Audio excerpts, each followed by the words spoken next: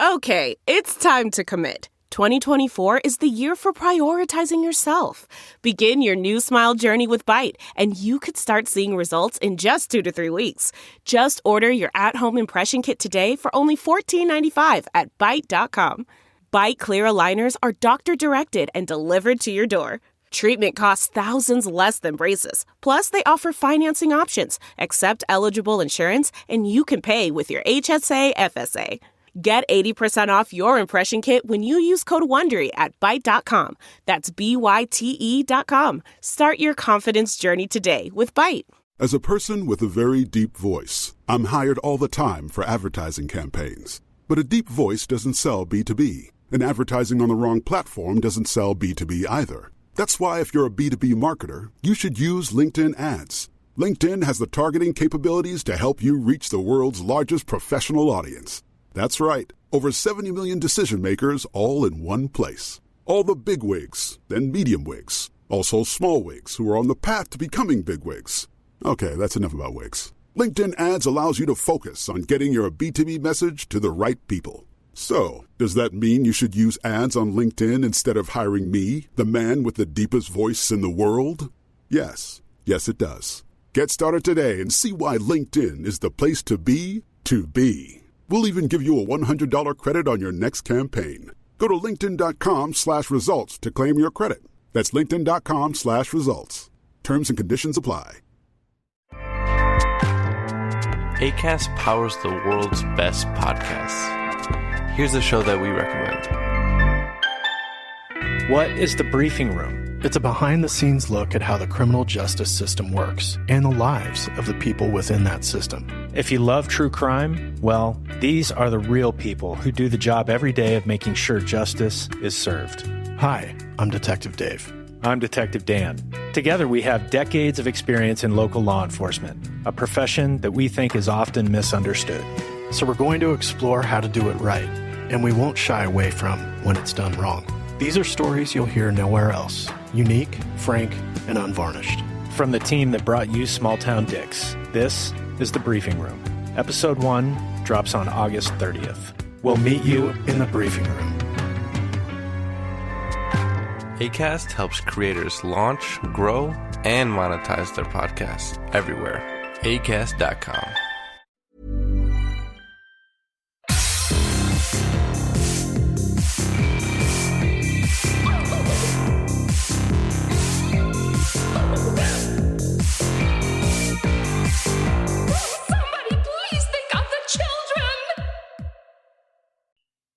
And welcome back to Scarred for Life and Happy New Year? Question mark?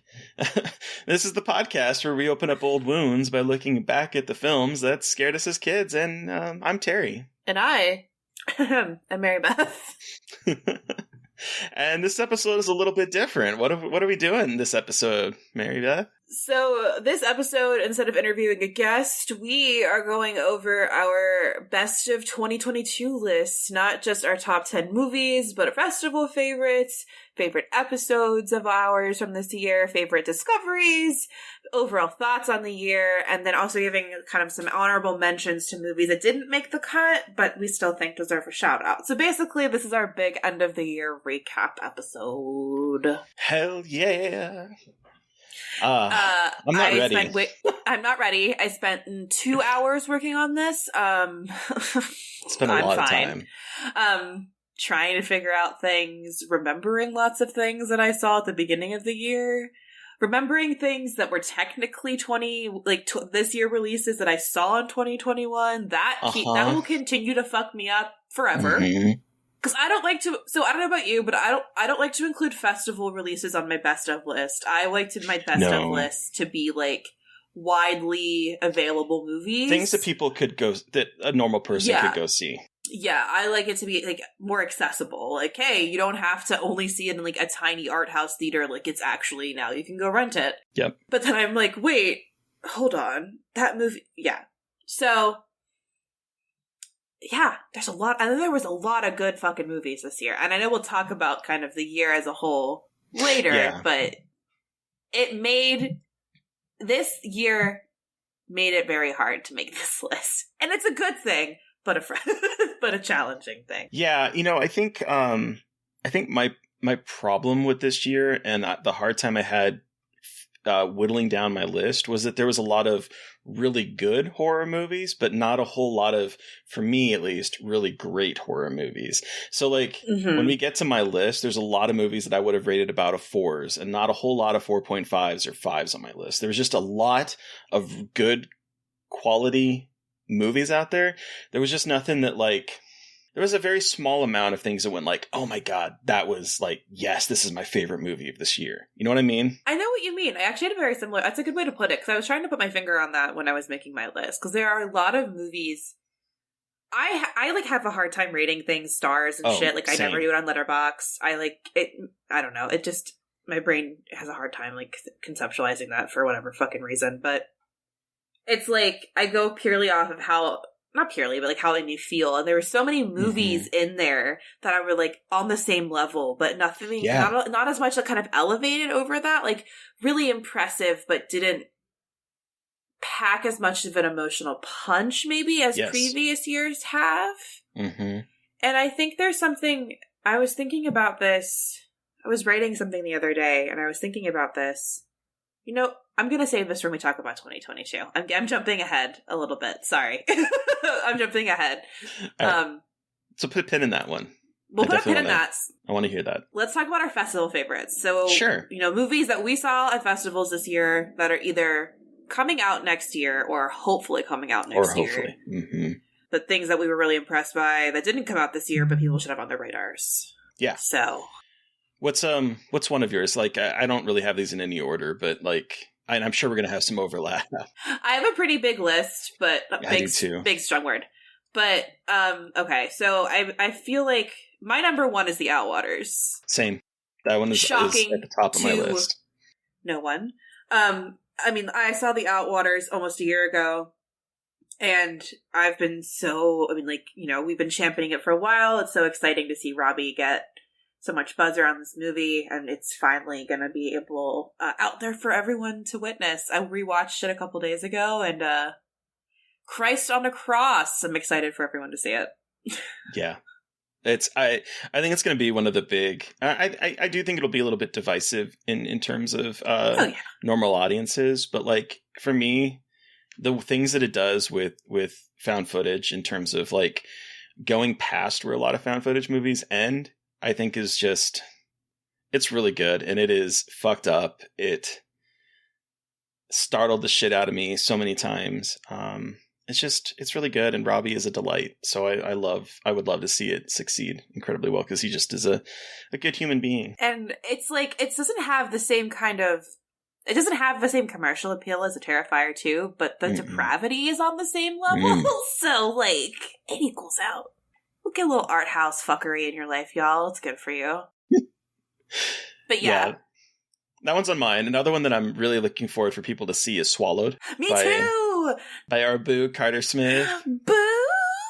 I'm so excited for people to finally see this fucked up, weird, gay movie about worms and love. It's so good. And a very incredibly campy performance by Nightmare on Elm Street 2 Jesse himself, Mark Patton. This movie is great. Cooper Coach, I believe is I believe how you say his last name, who is also, you would have seen him in this year's They/Them. He is fantastic in this as well. If this is the kind of movie that Carter really wants to make with his All the Dead Boys kind of like label, I'm here for it. Bring it on, Carter. Me fucking too. Transgressive queer horror. Yes. And so to kind of round out the trifecta of the three movies I'm really excited to come out next year for everyone to see is Skinamarink. Yeah, that's on mine as well. No one. Skinamarink is out January. So this is coming out in January. So this is, by the time this episode airs, it'll be about 2 weeks until it's hitting theaters on the 13th and the 14th. If you're in DC, I'm hosting a screening at Alamo Draft House. So if you want to come watch this movie on the big screen and then hang out with me and be scared, come see me on Friday, January 13th at 9:30 at Alamo Draft House. Anyway. The day before my birthday. So, yeah, this one's good. This is another one. So, like, this is my trifecta of, like, Mary Beth catnip movies that people are going to either really love or think are art house trash. Mm-hmm. Skinamarink, we've talked about it a million times. Podcast, we talked about the short film. Fucking terrifying liminal space, nightmarish horror. Viral. Everyone is excited to see it. Very excited to see people's reactions. I tried to convince my mom to come to the screening. I was like, it's fine. I sent her screenshots from it. She's like, what is wrong with you? My family's like, we're so proud of you, but that looks really scary. And I was like, it's the scariest movie I've ever seen. And they were like, why would you tell us that? And I was like, and then my grandmother goes, there are just some things you can't erase from your mental hard drive. And I was like, thanks. Thanks, Mimi. So. What a hip grandma. Anyway. Love that. Yeah, that rounds out my like three really, those were at the very top of my list. These aren't really in any order, but like of the ones that I'm really excited for people to see, it is these ones. But like continuing on with the weird ass movies that like is not going to be for everyone. One that I'm really excited for is for people to see is Everyone Will Burn. Oh my God, yes. Oh my God, I forgot. Oh, how did I forget about that movie? I really liked it. I know. I don't know. Festival. Which festival? I think that was like Fantastic Fest. Was it Fantastic Fest? Yeah. Fantastic I think. Fest. But this one is like an apocalyptic telenovela, small town. Everyone's screwing around with everyone else. Meanwhile, there's a prophecy that is going to bring end of times, and then a strange little girl who, in one of the opening shots, sets someone aflame, and then it just goes from there. And it is over 2 hours, but it is a wild ass movie that incorporates a whole different types of genres and is just unlike anything else I've seen this year. It's fucking fun. It's wild. It's a lot of fun. It is very fun. And then I'll quickly list through mine because I got a lot, so I'll just like list through them really quick. So we're not just sitting here. But so Megalomaniac that I saw at a Fantasia, gory like kind of Belgian extremity movie. Again, another divisive one that people are going to think is either absolutely fucking repulsive or really fascinating. So excited for that. Project Wolf Hunting is coming out soon. That's on mine. So excited for people to experience this Evil Dead, Resident Evil, weird ass Con Air on a ship movie. Pieta, which is something I saw at Fantasia. It's a Spanish movie made that is about a guy whose mom has who has cancer, and it's like hyper stylized. It's so weird. It's so queer. It's made by this like queer artist from Spain. It's like, once again, shocking everybody. Very much divisive, like not a crowd pleaser, but it's so fucking weird. So I'm excited for people to experience that one. That's got like art house horror cult classic written all over it. Candyland, of course, that comes out very soon, January 6th. So it kind of just misses that mark a little bit. And then my final one is, I totally forgot about this, but I was looking back at like earlier things from the year. Putrefaction, which is the 360 horror found footage horror film I saw at the Unnamed Footage Festival in San Francisco. And it's like this incredible witch found footage movie that's shot with a 360 camera. And it's like got one of the most harrowing like 30-minute long takes I've ever seen. And it's this incredible like revenge movie. It's just so good. And I really want to see that. Someone please distribute it. I know it's kind of weird, but it's so good. And I just need more people to see it and advocate for it. And I don't know like when it's going to ever come out, but it's just like one of the most interesting movies I've ever seen. So. Hell yeah. I don't want that to be lost. So those are kind of the big ones. And looking back at all of the fucking movies we watched this year. Yeah. So with mine, like I had Project Wolf Hunting, which you talked about. Unidentified Objects, which is, I talked about it on Little Cuts, about this gay little person and his alien-obsessed neighbor go on a road trip for their place in the universe. That one's really not horror, but like genre adjacent. Satanic Hispanics, which was a fun, and my gosh, why'd the word just leave my head? Anthology film? My God, I just kept wanting to say anthropology. And I'm like, it's not fucking anthropology. Yes. This fun little, God, I'm going to do it again. Anthology film. Jesus Christ, Terry. This fun anthology film, directed by a lot of Spanish filmmakers that is quite entertaining. Really like that one. That's from my place of work.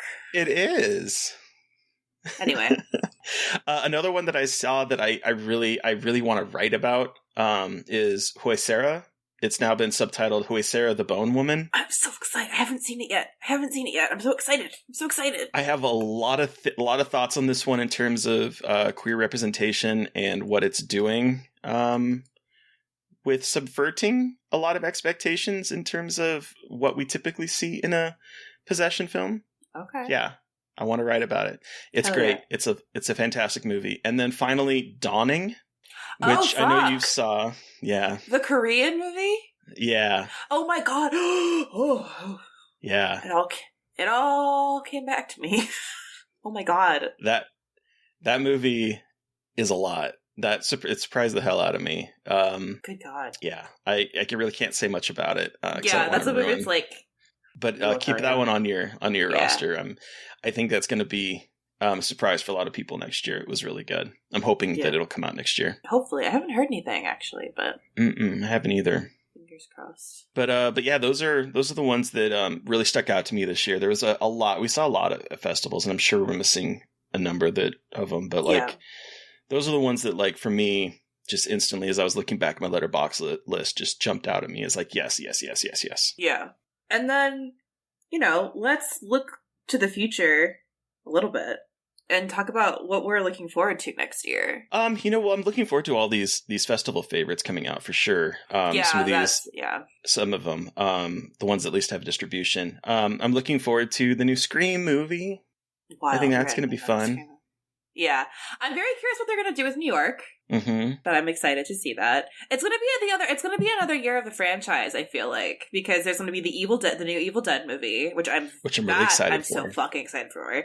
New Scream. We have the new Insidious movie, and Patrick Wilson is directing for the first time the Insidious movie. Yeah. Come on our podcast, Patrick. I promise I won't call you Daddy to your face. I will. Why lie? Why lie for the timeline? There's a bunch of other ones, but those are like the big franchise ones I'm excited for. I know there's going to be like The Exorcist coming out next year. Yeah, but like I'm not like excited for that. A friend of the pod, Brandon Cronenberg's new movie is coming out, Infinity Pool. It looks fucking wild. Mia Goth and Alexander Skarsgård. I'd watch that sex tape. So, yes, please. And that's going to be at Sundance. It's going to be at Sundance in January, and I'm very excited to watch it at Sundance and just silently sit in my apartment salivating over this movie. It gives the trailer... Have you watched the trailer? Yeah. It gives me big Crimes of the Future vibes. So what if him and his dad are making like some weird joint world together? Wouldn't that be crazy? That'd be fucking awesome. Anyway. And then I'm also really excited. I think it comes out in 2023. The new Kevin Williamson slasher, Sick. Sick, yeah. I've heard a lot of good things about it. I've heard really good things about it, but I wasn't able to see it. They wouldn't send me a screener. Rude. And so I just really want to fucking see it. I've heard such good things. Yeah, I'm here for that. I'm very excited for that one too. I think there's going to be some good stuff next year. Disappointment Boulevard. Yeah, now it's Beau is Afraid, I think, is what they changed the name is it? to. Okay. Yeah. That's the new Ari Aster movie that's like 3.5 hours long. What is with these white men? Chantal Ackerman and Jean Dielman they're the only ones allowed to be 3.5 hours long. But yeah, I mean, I think it's going to be another great year for horror movies. I'm excited for all the things that are going to pop up at festivals that are going to be like surprising, because we have Sundance so soon. So I'm always like excited to see what that's like, what is in store for us there. All right, so let's turn to the pod a little bit. What was your favorite Little Cuts discovery, or discoveries for this year? I have a couple, because I was looking through my Letterboxd. It's again, I was like, fuck, I've forgotten everything that we've ever covered. So thank God I'm usually pretty good about like logging things on Letterboxd. My number one was Exotica. That's on mine too. We watched that towards the end of our erotic thriller watch through. That was actually at the end of the end of January of this year, so it was almost a year ago. Mm-hmm. And that was like one of the most incredible movies I've ever seen, and I think was like a profoundly affecting experience for me. And I still like think about the way I felt when I watched that movie for the first time. It's been a year. So, Me too. And I bought it, and it came to Criterion this year. I own it now on Blu-ray. It's beautiful. I forgot it came to Criterion. I need to get that. I will ask no one. I don't feel like I can watch that. Like, the movie feels kind of dirty, so like, I don't think I ever want to watch it with anybody. But that was like the best movie I watched. That like was the best movie that we watched for the podcast. Like one of the best movies I've ever watched for the podcast. Like that and Black Christmas. It was so good. It was so good. Yeah. Yeah, that was on mine. I only had 2 on mine, but that one was like up there. Once I was looking back through my list and I saw that, I was like, oh, that was this year. Yes, that was so good. I was blown away by it. Oh yeah. And that was a recommendation from Joe Lipsett, friend of the show. Joe, Chef's Kiss, incredible recommendation. So good. Yeah. I had another one from Erotic Thrillers, The Boy Next Door, solely because of the first edition of the Odyssey First line. edition. I had to bring it up because it's my favorite. Like, it's the best moment. Just discussing that, like, I bust you. Oh my god. Yeah. Yeah. Yeah. That was so good. So good. That was a queer camp classic right there. I know. But then, just to run through my list, I only have a couple more. Eyes of Fire. Oh yeah. I think it was just like so weird, and like I just like, kind of stuck with me in thinking about folk horror. And I think a lot about it. I need to rewatch both of these, but like that and Ravenous kind of was like an interesting kind of comparison in my head a little bit, with like the use of the American frontier and all this like discussion of indigenous populations and mysticism and shit. But I just really liked that movie. Like, stuck with me more than I expected it to. Then The Old Dark House, I figured that would be on your list too. Just out of the horror comedies, after thinking about it and looking back at what we watched, like, just queer, incredible James Whale, like, fuck yeah. And then Chucky. I mean, I know we're doing the Child's Play stuff, but, like, I'm so glad I'm watching all the Child's Play movies. Like, I'm having the best time, having an excuse to finally catch up with everything, so... Yeah, those are my favorites. We've watched some good shit this year. I was looking through everything. I was like, we've watched some really good stuff. Like, yeah. But what else was on your list? I mean, I just kept it to 2. Exotica and The Old Dark House were the ones that like literally jumped out at me as being some of the best cinema that I've experienced this year as a first time watch that wasn't from this year. Like, just The Old Dark House just like really spoke to me in such a way. Like, I was not prepared for it to simultaneously create and lampoon its own genre, like subgenre of horror, is like the Old Dark House kind of horror, because we've seen that repeated throughout history of like strangers appearing at a mansion and spooky shit goes down. Like, that's been Rocky Horror Picture Show. Like, it's been lampooned through much, but here it's both a horror comedy, very sly, very dry and witty horror comedy, but it's also creating this entire cinematography of how we think of the Gothic mansion, and it's so fucking gorgeous. And I don't know, it was like, if I wanted to live in a movie, I would want to live in that movie for a while, because it's just, I don't know, there's just something very special about it. Yeah. And I was so happy to finally see it. Yeah, me too. Hell yeah. What about your favorite episodes? Our actual interviews and full episodes? And I want to hear what I feel like we probably have a couple of similar ones, but I want to hear your list. So I kind of split this into 2. I wanted to talk about 2 movies that were a first time watch for me this year because of the podcast, that I just really was so happy to finally experience, and that was The Other. That's on my list too. It was from episode 146 with our conversation with the Orphan First Kill director, William Brent Bell, where he introduced The Other, not The Others, The Other from the 1970s, that like is this creepy kid movie that kind of invents a whole lot of sub horror tropes that we see, subgenre horror tropes, words are hard, that we'll see repeated throughout time. And it's in this little movie that not a lot of people talk about. And it's a fantastic movie. I really wish it would get seen from like the Criterion Collection, or someone would pick it up and really do it justice and bring it back to our collective experiences, because that movie I absolutely loved. And then another one was a few episodes later, episode 152, where we watched Carnival of Souls with the Den filmmaker Zachary Donahue. That movie, first time watch for me, blew me away. Loved it. Yeah, I agree. That didn't make I was going to put that on my list because that was like, that movie blew me away. And now, of course, I own it because it was an incredible experience. I also have the Killing Fields episode with Maddie Doe, which is episode 123. I know that was one of our favorite episodes we've ever done.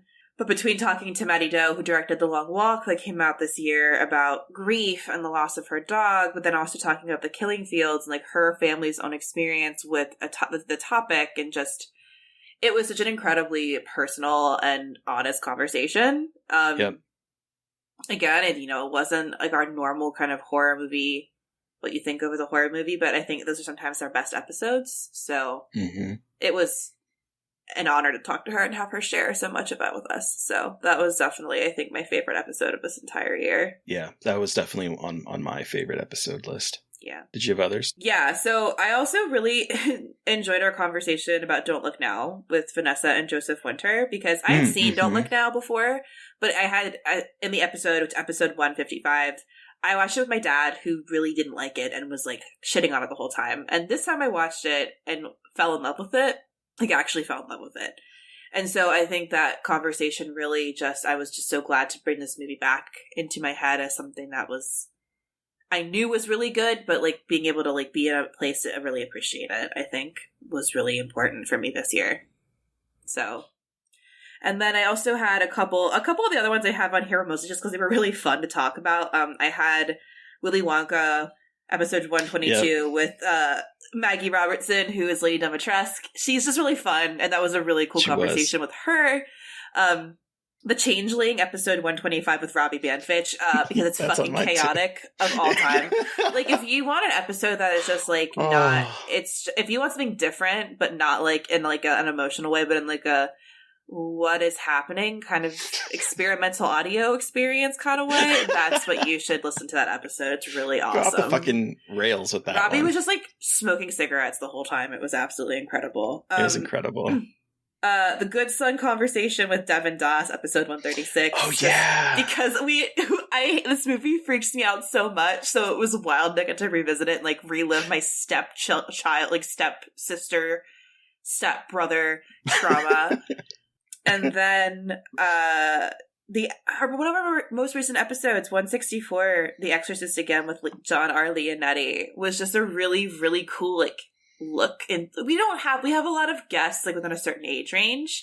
Yeah. So getting a guest like John, who has a little bit more, has a lot more experience and kind of has been around the industry longer than a lot of our guests have been, was really cool to get his perspective on the genre and hearing all these really cool stories. Like, that was just a really cool episode full of horror history that I had like never known about. So that was just like another one of my favorites. So yeah, I mean, we have a lot of crossovers. Robbie Banfitch and the Changeling, I literally wrote for the pure chaos and good times. It was my rationale for it.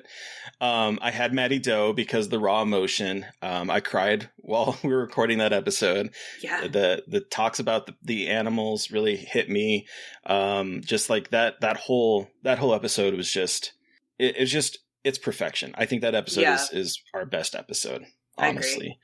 I also had Maggie Robertson because it's Lady Dimitrescu, and I can't believe that we got her on our podcast, and that was so wild to me.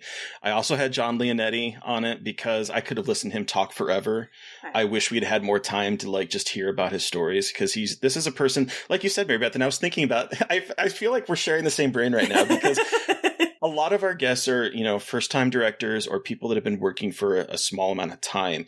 And this was like someone who has been working in the industry for years. I mean, he was, I think he said a PA on Poltergeist. Like, we're talking like he wasn't even 80s. It was like a grip. He like held a microphone. Grip, yes, the like grip. It was like something. Yeah, it was a grip.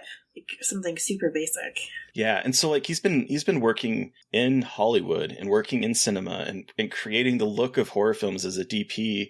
It's just like hearing all of his stories, and he was just such a kind, warm-hearted person that I was just like, I wish we had another hour to just listen to you kind of nostalgic talk about all the stuff you've been involved with. It was so good. It was so And then cool. the final one that I had was Queer for Fears author Dr. Heather Petrocelli and Silkwood, because it was such an insightful conversation. I loved hearing talking to her about her study about queer horror. I loved all of that. Like, it was, and she was such a warm person as well. It was just a great conversation. Yeah. And I'm glad I watched Silkwood. Never would have watched that depressing ass experience. Same. When I was going through the list of all of our episodes, we've had just another incredible year. Like, it was so hard to pick. I know I had a lot on my list, but like there were just so many good conversations that either the movie was incredible or the person was just really fun. And it's just like so cool that we've had so many good conversations. And it's just, I'm proud of us for another really cool year. I know. Much higher percentage of good to bad conversations. Yes, would agree. 10 out of 10 would agree with that. But switching gears back to 2022 as a whole, let's talk about the year and some of maybe our favorite moments, favorite performances, and kind of just reflect on going back to what I was talking about from 2022, like what I was talking about both at the beginning. But what did you have your pin on? What were you? So I'm curious. My thing with 2022 is I think what's happening is we're seeing I think we had, early 2000, the 2000s were kind of a swing and the campy, torture porny, not as emotionally maybe deep movies.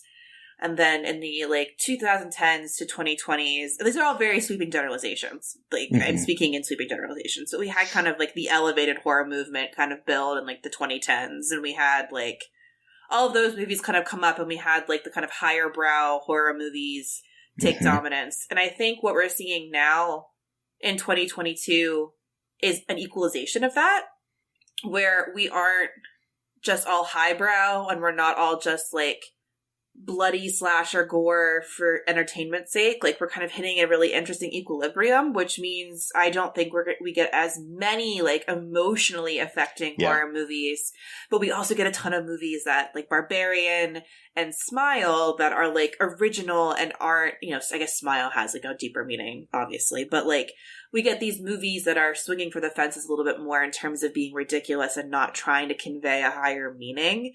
And even the higher meaning movies, I think, are trying to shy away from being too highbrow. And I think there's an interesting equilibrium happening right now, which is, I think, why it kind of explains why it feels like there's a lot of really good movies, but not as many that have the gut punch that maybe A Relic had on us a couple of years ago, or Hereditary. I think because we're moving more towards less full-on trauma porn movies into So it's interesting to see the trend, how the trends are swinging. Yeah, I think we're on the same page, because I was thinking, I think years from now, once we start to look back at this time period, we're going to see that the last 2 years have been kind of a transitionary period. Yeah. That is probably moving a little bit away from the kind of high-minded type of stuff that has dominated the last decade-ish, I would say. Yeah. Because I do think there's a lot of stuff that's popping up on our list that might have maybe some highbrow thoughts in the back of its mind, but it's still giving us pure genre. And I think that might also be, as you sort of stated, why it's sort of hard to...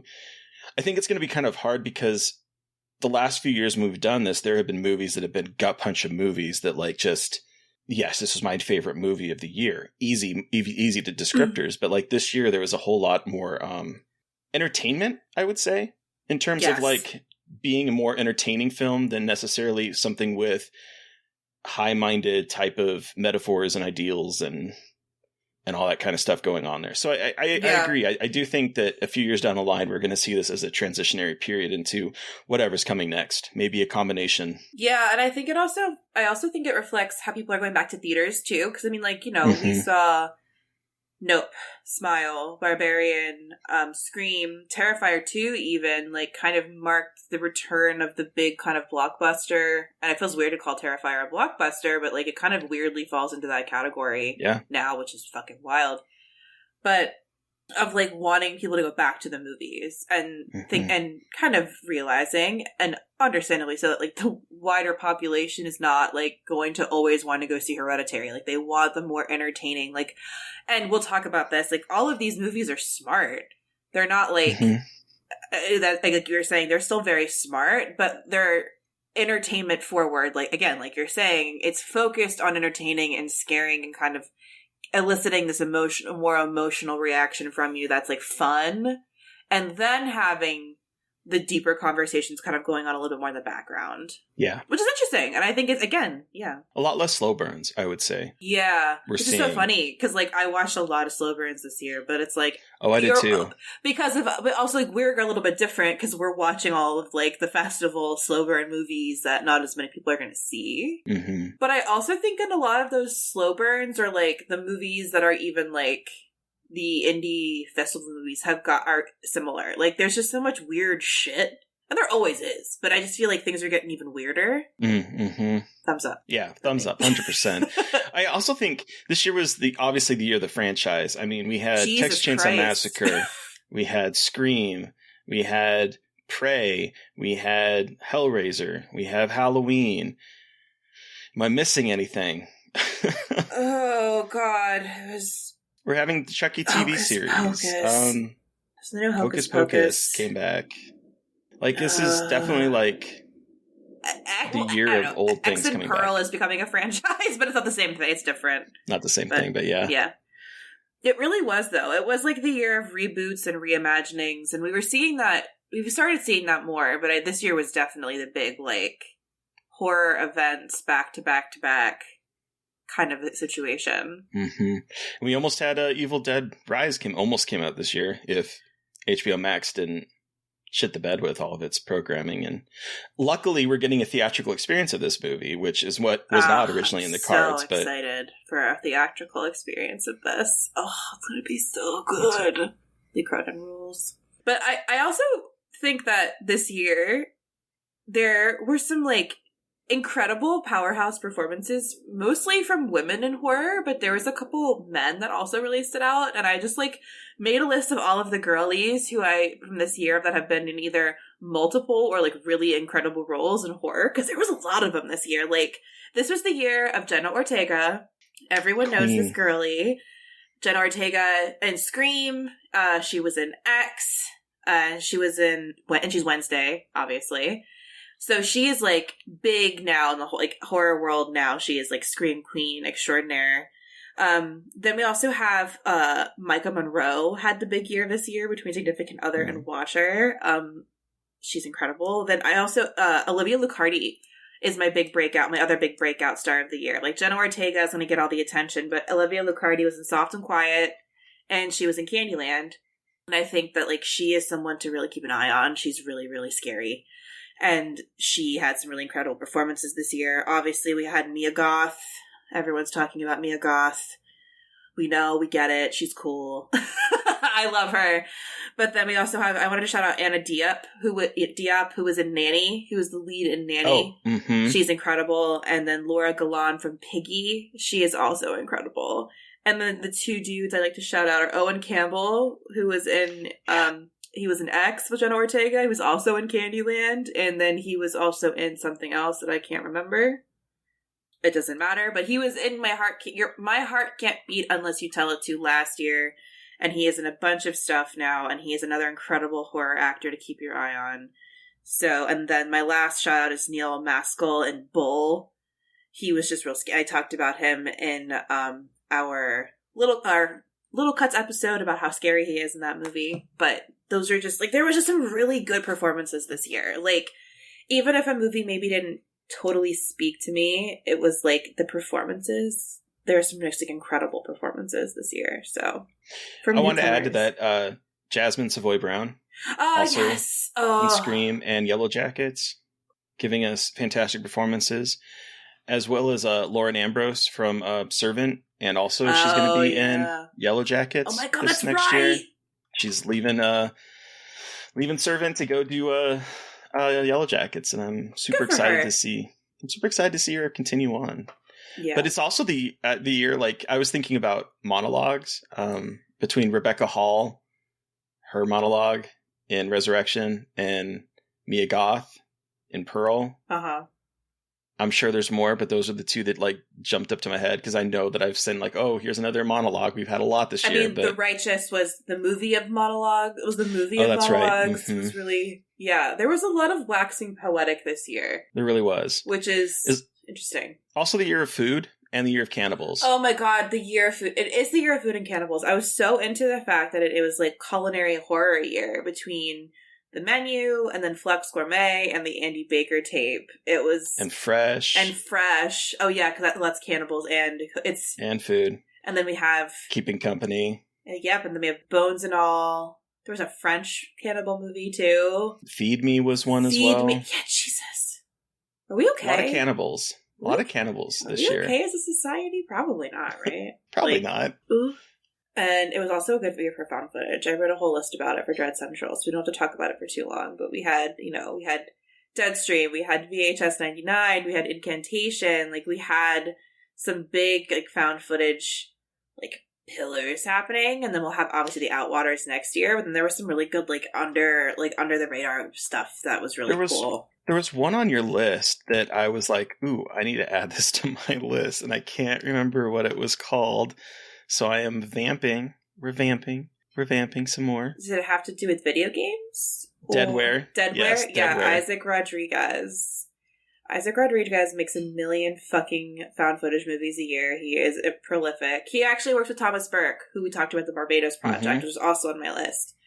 But that one is a really cool like throwback to video, like 2001 early video games. It brought me back. War. Just seeing that screenshot that you included brought me back to the early 2000s for sure. And I was like, ooh, I should add this one to my to my list. Yes. It's good. As a person with a very deep voice, I'm hired all the time for advertising campaigns. But a deep voice doesn't sell B2B, and advertising on the wrong platform doesn't sell B2B either. That's why if you're a B2B marketer, you should use LinkedIn ads. LinkedIn has the targeting capabilities to help you reach the world's largest professional audience. That's right, over 70 million decision makers all in one place. All the big wigs, then medium wigs, also small wigs who are on the path to becoming big wigs. Okay, that's enough about wigs. LinkedIn ads allows you to focus on getting your B2B message to the right people. So, does that mean you should use ads on LinkedIn instead of hiring me, the man with the deepest voice in the world? Yes. Yes, it does. Get started today and see why LinkedIn is the place to be to be. We'll even give you a $100 credit on your next campaign. Go to linkedin.com/results to claim your credit. That's linkedin.com/results. Terms and conditions apply. So, before we get into our top 10, we're going to share some movies that didn't fully make the cut. And I feel like I have so many movies that didn't make the cut because there were so many good movies that I wanted to include. And this is really hard. This was very hard. I honestly feel like maybe the top 6 through 10 of my movies could have been swapped with a lot of these movies. Yeah. Yeah. I had a very similar experience. Let's hear it. So what are some? Oh, okay. Well, you first. I'm not going to talk about some of these because I do think at least one of these is probably on your list, but Bones and All did not quite make my list. Oh, okay. Okay. Scream didn't quite make my list. It didn't make mine either. Dawn Breaks Behind the Eyes. I really enjoyed that one. I really enjoyed it. That was on my honorable mentions list too. Hellraiser. Oh yeah. Did not make my list. Deadstream did not make my list. Yeah, me neither. Soft and Quiet. That one was very close. That one was very, very close. I'm including it because after our conversation, our 2-hour-long conversation that we had for Patreon, I had a newfound appreciation for that film. Hellbender did not quite make my 10. Yeah. But I loved it. Yes. And Nope, which is probably the big surprise, did not make my list. Interesting. Well, see, X didn't make my list. So okay. I had to make some sacrifices. I had to have a long, hard conversation with myself. And I wanted to prioritize movies that made me feel something more deep emotionally. Okay. Like, my top 10 list, this is not like any people come for people for top 10 lists. I'm like, it's all like bubblegum and like paper clips about my rationale here. Like, who cares? Like, it's all about how these movies made me like emotionally cry and feel about myself. Like, it's not, obviously this isn't objective, but I just had so many really good experiences watching movies this year. But I also had Two Witches on my list. Oh, yep. A movie that I really, really, really loved. It just didn't quite crack it. Nanny, which I really enjoyed. It didn't crack, but it's like very much, it's in my top 20. The Innocents was another one, didn't make my list, but I still really loved it, and I still want people to see it. The Harbinger, which was an incredible piece of COVID horror, the best piece of like pandemic COVID horror I've seen. That kind of like had a lot of festival buzz, then came out with nothing. And I'm like, wait, guys, this is a really good fucking movie. Like, you should be watching it. Like, what's going on? So that's frustrating to me. And then two that were like kind of surprises for me were Brea Grant's Torn Hearts. The country horror. And I'm saying this one because like not like, again, it didn't come out with a lot of like attention, and I think it's really, did you see this? Yeah. I love this like candy coated honky tonk country aesthetic in a horror movie with all of these women like trying to just beat the shit out of each other. I think it is, I wish we had more of it. And I think it's really fun. I think Katie Sagal has a really incredible performance in this. The outfits are incredible. So I think that's like one of the fun horror movies that really flew under the radar this year that more people should check out. And then Significant Other, which is a huge surprise. The Micah Monroe, Jake Lacey movie from the guys who did Villains. I was just really surprised at how much this surprised me and how much fun I had with it. So, okay, if you haven't seen this movie yet, or you care about spoilers, skip ahead about 10 seconds, because this was on like my favorite. If I were to have like a favorite moment of the year, this one would be on it, because this forest movie turns into a fucking shark attack movie in the best way possible. And it killed me. It's and incredible. I was cackling with joy. End of spoiler. Welcome back. So, those were some of the ones I really wanted to shout out. I'll be posting screenshots of my top 20 on Twitter, just because I hate making decisions, and numbers are rough, but a top 20 podcast episode would take fucking forever. It would take forever. I'll post screenshots of those, because there were just so many good movies this year, and like really surprising, unique movies, and I think directors really kind of like this year we're seeing people like how people have swung for the fences the past couple of years, like pre/early COVID, and like these filmmakers are kind of finally getting their due, and it's very exciting. I agree. Well, oh no, I guess we're up to our top 10. It's finally happening. So yes, I think I feel confident. I think I feel confident in this list. Well, so what start us off? What is your top 10 horror movie of 2022? Okay, so sliding in the number 10 spot for me is When I Consume You, directed by Perry Blackshear. Oh shit, that was such a good one. So this has been hovering in like the 11 to 13 spot for a while. Cause I was like, I have to include like these movies. Like I have to, I was foolish. Like I have to include these movies. Like I have to. No, you don't. Fuck that. Who's to say? And so I actually ended up taking out a couple bigger titles, including X, to put in movies this year that had such a deeply profound emotional impact on me when I watched them, and like were affecting. Because I think this is getting personal, sorry. I've had a hard time this year with burnout and being excited about movies this year because, not to complain, but when your job is watching movies all the time, it becomes really hard to enjoy them as much as you used to. And so a lot of these movies that I'm talking about on this list like made me excited to watch movies again. And When I Consume You is just a movie that made me so excited for what horror can do in terms of creating like deeply emotional, upsetting storytelling that isn't just scary. And we talked to Perry Blackshear, which is an incredible conversation. But yeah, I think this one is just, I haven't been able to stop thinking about it since I saw it. And I think it's just one of those quiet releases that came out this year that really, like, I love Benson and Moorhead. This deserves just as much love as a Benson and Moorhead movie. Like, it's just, it's gorgeous. So that's my number 10. That's a good choice. It should have been at least in my top 15. I'm sad that I didn't include that with my.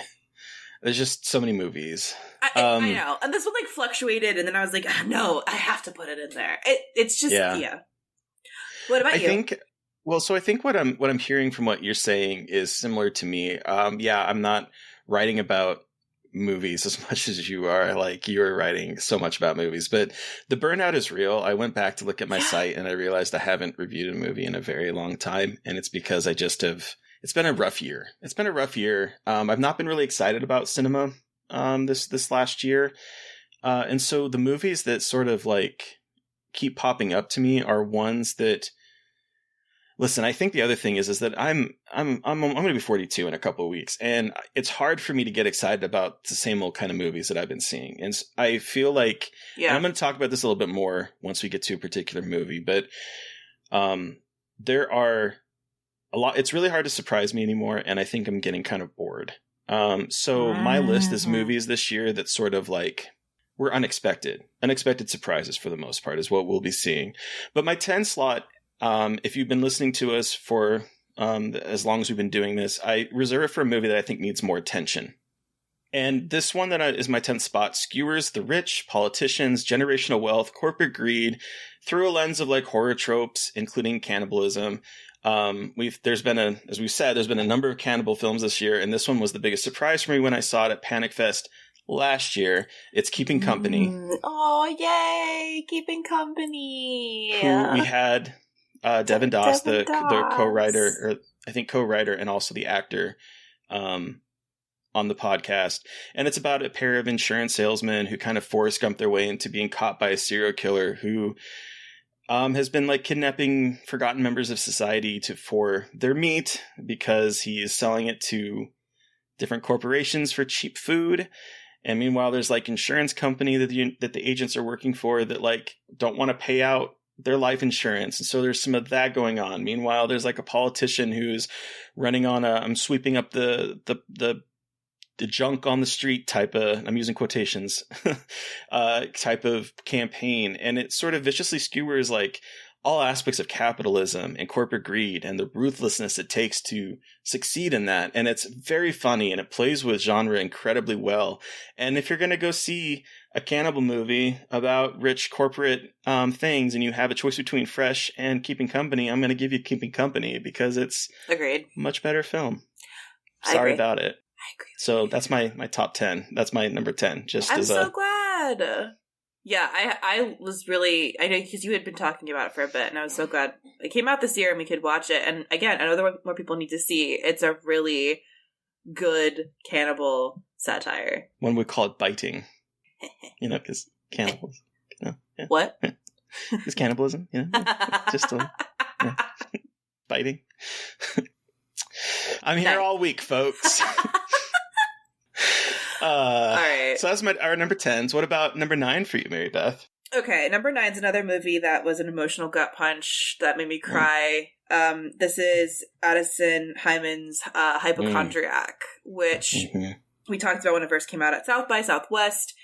It is a movie that has spoken to me incredibly deeply because it is about a queer person who is estranged from a parent, and then the mental illness of that parent begins manifesting in the person, and they start spiraling and going through a mental breakdown as they are kind of grappling with their kind of newly intensifying mental illness, which is an experience very directly correlates to experiences I have had, which is very scary and very hard to watch on screen, and also very validating, and it was a very difficult watch, but also a very important watch and an incredibly important movie. I think this is one of the most hopeful queer horror movies I've ever seen, which sounds strange when you watch it, but the ending is so incredibly hopeful in a way that like is perfect.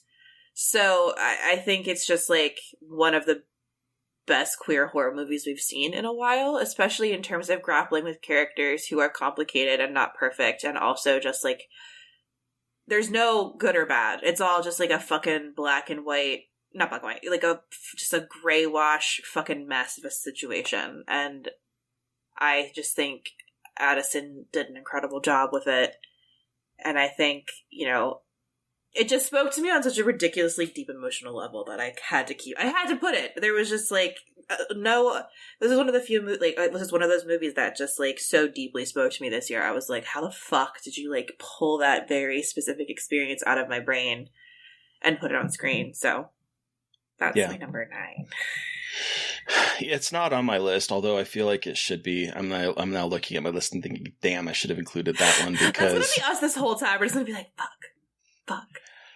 Because like for me, it's that ending. It's that ending of acceptance and understanding that things aren't going to go away, but that you can find a path forward through it, and you can find love too. Like you can find love. You are inherently lovable, no matter what, and we all really need to hear that more than I think we ever care to admit. Yeah. Whew. Yeah. So that one, now that I'm thinking about it, that one definitely, that ending in particular, just like really, it should have been on this list. It's too many good movies. What about you? What is your number 9? My number 9 is the fact that one of my biggest disappointments this year was not being able to see a Dan Trachtenberg sci-fi horror film on the big screen. And we've had a lot of franchises this year, a lot of sequels this year. But this one seemed to understand the heritage of its source material and played with it in fun and surprising ways. I'm talking about Prey, the Predator sequel, Predator universe, movie. The PCU. It harkens the PCU. It harkens back to the original Predator by presenting heroes who are outclassed by an alien threat, but through their determination, learning, growing, and some luck, are able to fight back against overwhelming forces. It plays with expectations incredibly well, and with the little dialogue is able to give us enough story about the character motivations that I was completely on board. I do think there's some iffy CG and effects work in some parts of it, but this is easily the best Predator sequel we've gotten, and I would say it actually holds its own against the original. Also, Predator is daddy, and I would fuck him. The Predator reveal when like the bear blood is like so good, and Amber Midthunder in that fucking movie. Incredible. As Naru, incredible. And I just love that she is like a badass female character who is shown making mistakes like any other person, but also just being like a resourceful badass. And all that stupid discourse about like, oh, women can do that. Shut the fuck up. Like, shut the fuck up. Shut your hole. Like, I don't want to hear it. Or the calls that she's a Mary Sue. I'm like, dude, do you not see the points where she fucks up? Where she learns from her fuck ups? Yeah. And takes everything that she learned and uses it against the Predator, just like Arnold did?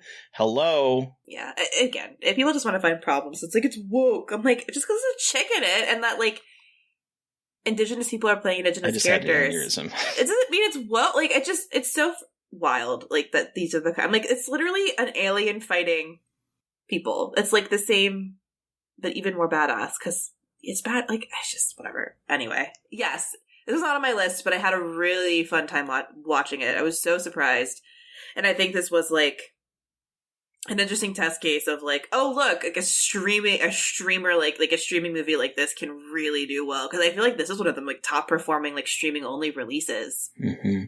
I feel like it beat out Hellraiser. I don't have literally anything to prove with that. I think that's true. I should have done research, but yeah, like it was so successful, which I think is awesome. And shout out to Dan for including a Comanche? Was it Comanche? Comanche, yeah, Comanche language track of it, filming the scenes twice. Look, in order to include that. I am gonna be a Debbie Downer and say I wish an Indigenous person would have directed it, but it's still really good. Here I come. Of course. The woke police. Knock, knock. But anyway, yeah. No, it's incredibly well done. All right. Number 8. What's your 8? Taking like a full like tonal shift to a movie that just like left me very just like in awe of what was happening. This is Orphan First Kill, William Brent Bell's prequel to Orphan. I think a lot of us were pretty on the fence about whether or not this would be a good movie. Because how do you make Isabel Furman, who is a full-grown adult, or like who is now actually full-grown and no longer a child? How do you make her look a child again? The answer is camera trickery and platform boots, and it's incredible. And Julia Stiles is in it, and they're just turning camp performance like no other, and it's just so fucking fun. Like, that movie had no right to be as fun as it is, but William Brent Bell just kind of embraces the wildness of it and just goes for it, and it's one of my biggest surprises of the year, how much I enjoyed this movie and the fact that it's even on my list.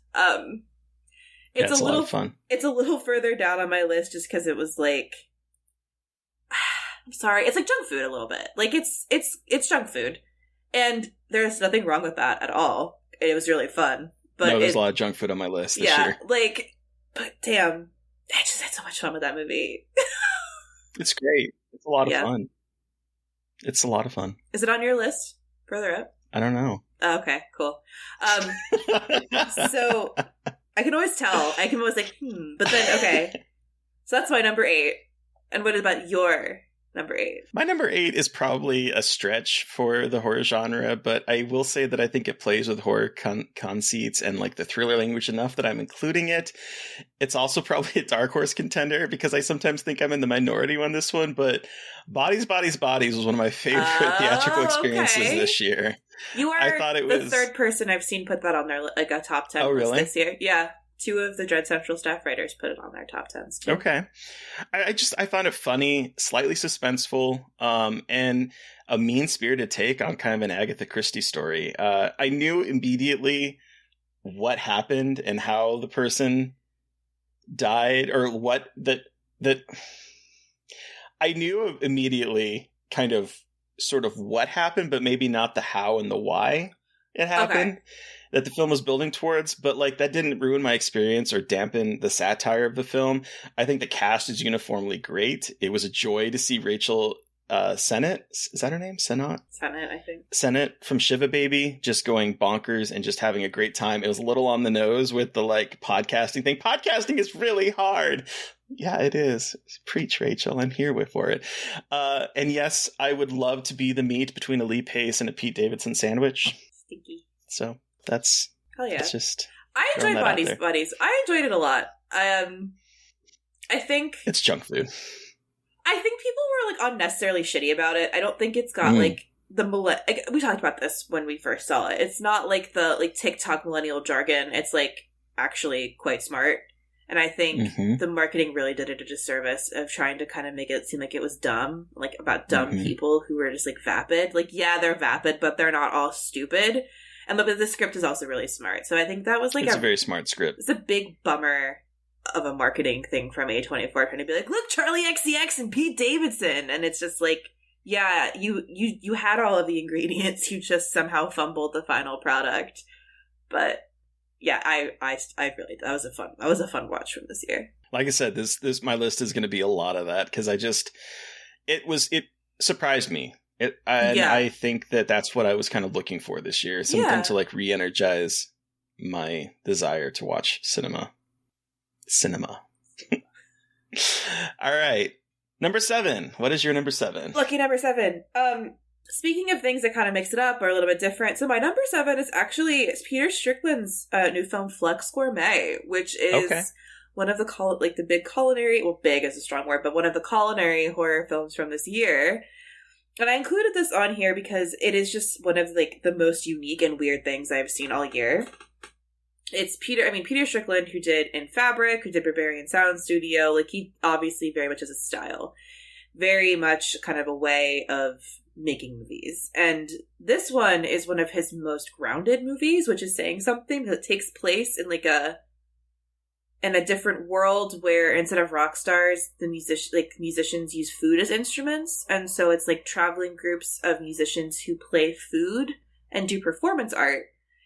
And it's very strange. And this collective gets a special grant to live at this conservatory for food musicians, and craft some beautiful, like, magnum opus with food.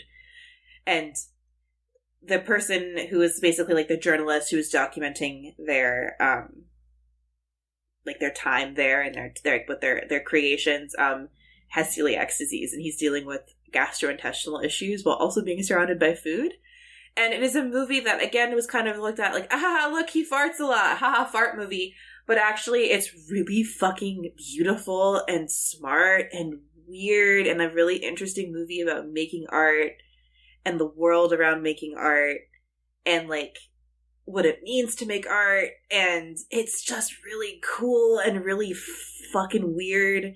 And it's just Strickland, while being grounded, also making this absolutely bananagram surrealist space. And it's just another movie I wish we would seen this year. But if you're looking for, like, something just gorgeous to look at and kind of bizarre but weirdly affecting, Flux Gourmet. Yeah, speaking of not seeing it, I've not seen that one this year. So I'm really kind of kicking myself for not seeing it. It's that good shit. It looks fun. And Gwendolyn Christie is so hot in this movie. It's impeccably designed. It's so weird. It's so Peter Strickland. So if you liked any of his other movies, you will love this one. Hell yeah. But what about your number 7? So when we were offered to speak with this director, we said yes before watching the film. And sometimes that can go completely south because we tend to like to interview and share movies we believe in. And this particular movie should not have been good. And yet, Orphan First Kill managed to somehow blow the original film's twist out of the water for me. The script is deceptively smart. It kind of begins as a rehash of the first film, but then it begins to we have like this opening with the mental institution where she's stuck at, and then after we get that, it kind of hits similar beats to the original Orphan, with Esther trying to fit in with the family, kind of falling for the father figure, eventually turning murderous. But it lulls you into thinking that this is just sort of like a cash grab kind of prequel type thing. But it starts to turn the tables at the midpoint, and the glorious twist had me gaping like a fish and cackling madly. I was like, this is fantastic. And it takes the kind of inherent camp of the first one and just sort of hits the pedal to the metal, blasting Maniac the entire way. It's just a glorious, fun movie that should not work, but absolutely does. And I'm so excited that it was here. Right? God. Julia Stiles' mother, hello. Thank you, Julia Stiles. Thank you, Julia Stiles. The bitch is back. Oh, so good. God. Loved it. Bless. See what I mean with, like, having a hypochondriac when I consume you an Orphan First Kill? Like, God, what a good year for movies. So weird. What a great year. Range. The range, absolutely. The range. All right. Number 6. Okay, so my number 6 is Nope, which is not on your list. I know this, but Nope. I don't know what I expected from Nope. I try to, like, stay out of the discussion. Like, I try not to, like, watch the trailers too much or, like, kind of engage in the Jordan Peele, like, examination and kind of splitting apart, because I sometimes feel like his movies have a tendency to maybe get overhyped. That's not kind of to say that that means his movies are bad, but I just think people get so excited, reasonably so, but it just, like, you know, it just, getting overhyped and disappointed is always, you know, it's never fun. But, you know, this is his third movie, and he had been teasing about what it was going to be about for a very long time, and when I was, like, going to be, like, a fucking alien movie, I was like, okay, this is going to be incredible. And boy, oh boy, I saw it on the big screen. And talk about a spectacle. I think that what Jordan Peele did here, and also fuck everyone who's like, it's not a horror movie. It's a goddamn, like, Close Encounters of the Third Kind, E.T., blockbuster summer horror movie. I don't care what the fuck you say. The Sky Rains Blood. The Sky Rains Blood. Like, I think that this is one of those movies, like, that is a perfect example of having this kind of, like, entertainment spectacle mask and then being really fucking smart underneath it.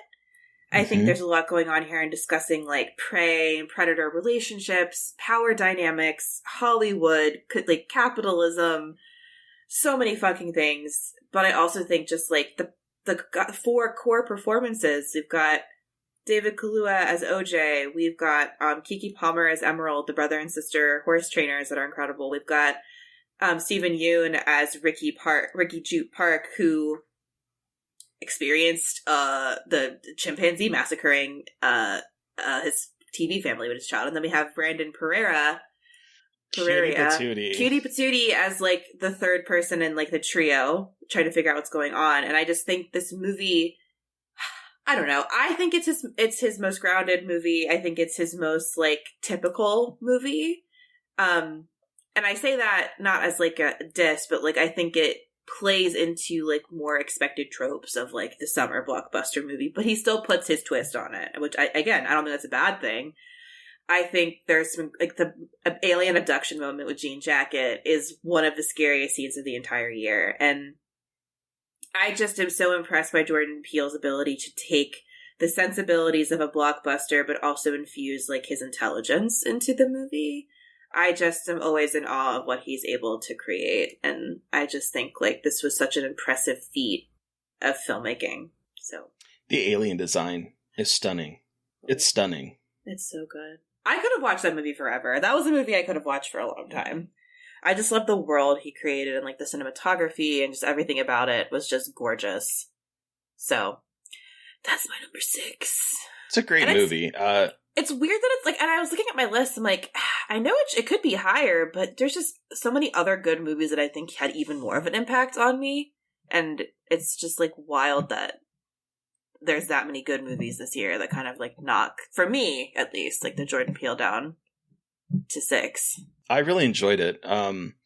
It on one of many a list that I created on this that I went through, it was definitely on the list. It's not knocking it. It's a great film. Yeah, absolutely, for sure. All right, what's your number 6? Well, my number 6 is a bit of a cheat because I couldn't pick just one, and putting both of them on the list is a little greedy, and I think they work better as a pairing than they do apart. So my number 6 is Ty West. No, my number 6 is Pearl and X. I'm combining the two of them because while I think I prefer Pearl to X, it's because of X that I love Pearl. What a weird year this has been, seeing who are the X people and who are the Pearl people. It's very interesting because I'm an X person. I appreciate Pearl, but I don't understand why so many people like it so much. Oh, see, I loved it more, and I don't know. I honestly don't know why, but I think the problem is that no matter how I look at it, one of them is always informing my opinion on the other, and I think they work like a package deal, sort of like true. Kill Bill, where both parts are good, but when taken together, they seem to be incredible to me. So from getting off on a scarecrow to giving us Toby Hooper goodness by feeding people to a giant alligator to the actual gasps I made with some of the deaths in the first one in X to the monologue that had me alternately sad and laughing to Mia Goth slowly stalking someone in like a one take with an axe. It was a fantastic time at a movies that evokes different periods of cinema in ways that can feel like a pastiche, but also feels more thematically like important than what Ty West is kind of known for with like The House of the Devil. Because I think instead of getting attention to detail correct and making a movie that looks like from that period, with these two films we're seeing, they're very evocative of those time periods that he's like in particularly pinpointing, but bringing a modern flair and sensibility. And I honestly think you can see the growth of Ty West in these two films from some of his earlier stuff. And I think that these are probably my favorite films that he's made. So I am including both of them in a cop-out. Sure, yell at me if you want, but I think they go together. I mean, I'll take that. I get it. It makes sense. If it's a weird package deal this year. Yeah. Oh, and is Maxine coming out in 2023 or is that 2024? Maybe did they give us a date? I have no idea. I don't think anyway, they've given us a date, but see, like there was a few iterations of this where X was on it. Like I think X was on a list I submitted a couple weeks ago, and I was like, well, my list is different now, but that's fine. And I loved X. I loved what it was doing. I think it is seeing Ty West's growth as a filmmaker, going from the stuff we saw in like the mid to late aughts and the 2010s to like his work in television to his work now. I think he really has a really fascinating creative vision, and I think he executes that really well here. And I also think that it also shows like his eye for kind of period pieces that he has such a fondness for. I just don't think either one hit me as hard emotionally. They didn't hit me emotionally. Oh no, I'm just going by like the weird, like how I was putting it's like I think I loved X and I enjoyed Pearl. it's incredible way that we got those 2 movies this year. And that after Ty West being gone for a decade and being like, I'm never coming back, being like, here, have 2 movies. I made one of these in like 2 weeks in New Zealand. Yeah, seriously. Fuck you. And it's like, fuck you. Fuck you. But yeah. No, very understandable. I mean, Pearl was beautiful. Like, that, God, the aesthetics is just like, Jesus, Mary and Joseph. Incredible. Yeah. All right. Top 5. All right, we're at the halfway mark. Here we go. All right. What is your number 5? My number 5 is Barbarian. Okay. Yeah, I know it's farther down the list than some might have expected, but the top 4 are movies that made me cry a lot, so that's kind of what we're going on. It was a rough year depression-wise for me, y'all. Even though I got married, there was a lot of shit going on, and I just wanted to watch things that made me cry. But anyway, so number 5 is Barbarian. Of course, on this list. Biggest, I think, one of everyone's biggest shocks of the year. Like, no idea what it was. Zero marketing. Go in to watch it, and you're like, I'm sorry, what? Like, this is insane. This experience is just unhinged. And I know everyone was comparing it to Malignant. People got, and then it circled back to the point where everyone's like, stop calling it Malignant. But I think it's a good comparison in terms of a movie that came out that took everyone by surprise and caught everyone off guard and proved that, like, I think Malignant and this as a pair coming out kind of show that, like, hey, you can make a just fucking insane horror movie that, like, goes off the rails.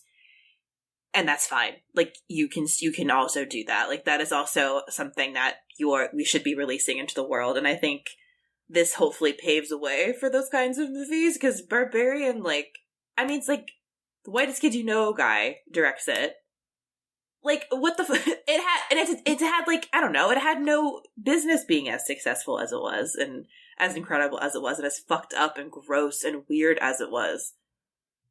Another movie, a rare movie that I wish was longer, because I wanted more information about, like, what was really going on, but I don't know, man, just, it's hard to get surprised anymore with horror movies, and so having that experience with Barbarian was really special this year. Yeah, it's a good movie. It's a Disney movie. It is. Wild. If you really think about it. So, I'm sure we'll be talking about Barbarian later, but also just shout out to Justin Long, Scream King of 2022, both House of Darkness and Barbarian. The boy is playing absolute dicks. Absolute dicks. He's such a cute little dork. I want to kick him down a set of stairs. I want to kiss him first and then kick him down the stairs. Yeah. Okay. Yeah, that's a good compromise. I can do that. All right, well, what's your number 5? So apparently this is the year of satires for me, because my number 5 was another amazing time at the theater, as it skewered elites and kind of the hangers-on that want to touch greatness but really have nothing to add to it. It's The Menu. I'm hungry. Cool. Okay. I think it really nailed kind of like the foodie craze and the way people interact with food on, like, social media apps in particular now. The fact that Nicholas Holt's character says mouthfeel without any irony in it and is talking about it, I was like, I know people like this. As someone that is, like, trying to learn how to cook himself, like, you know, elevate his level of cooking, to see this made me, like, cringe in some ways. And one of my favorite bits from the movie is how put out Ralph, is it? I never know how to pronounce his last name. Ray Fiennes. Oh, is it Ray? Why did I say Ralph? I think it's Ray Fiennes. It's like, so it's weird. It's like, you don't pronounce it like Ralph. Oh, you don't? No, you don't pronounce it like Ralph. You don't pronounce it like Ralph? Oh. I don't think so. Hold on. Well, dude who plays Chef Slowick, my favorite bit is that Anna Taylor-Joy's Margot is not here for any of the pretension that is going on, the pretense, and a lot of the dialogue between the two of them are like, what side are you on? And there's a discussion of people who serve versus the people who are served. And the way it presents its food is both stunning, funny, and witty. I love the title card presentation of everything, kind of announcing each course, to the way Slowick kind of commands his staff, and the way that, like, the staff sleeps in the barracks. It's very militant. And I think it kind of underscores the militant way that high dining, and I'm using that in quotations, is, like, dished out. I'm thinking back to, like, dished out.